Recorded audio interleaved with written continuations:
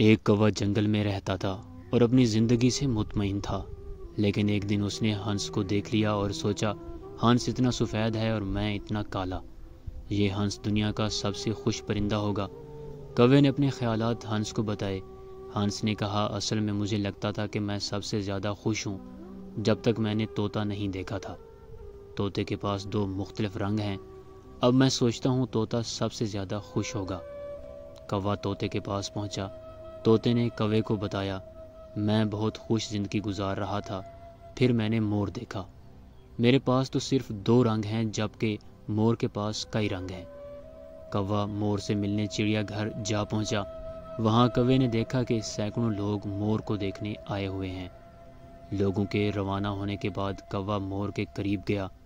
کوے نے کہا، پیارے مور، تم بہت خوبصورت ہو، تمہیں دیکھنے روزانہ ہزاروں افراد آتے ہیں، مجھے لگتا ہے تم دنیا کے سب سے خوش رہنے والے پرندے ہو۔ مور نے جواب دیا، میں بھی سوچتا تھا میں سب سے خوبصورت اور خوش پرندہ ہوں، لیکن میں اپنی خوبصورتی کی وجہ سے میں چڑیا گھر میں مقید ہوں۔ میں نے چڑیا گھر میں کافی غور کیا اور مجھے اندازہ ہوا کہ صرف کوا وہ واحد پرندہ ہے جو چڑیا گھر کے کسی پنجرے میں قید نہیں۔ پچھلے کچھ دنوں سے مجھے لگتا ہے اگر میں کوا ہوتا تو آزاد ہوتا۔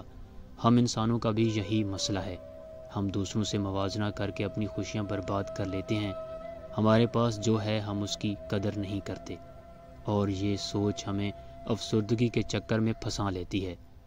جو آپ کے پاس ہے اس کی قدر کریں، موازنے کو خیر بات کہیں، یہ مایوسی کی جڑ ہے۔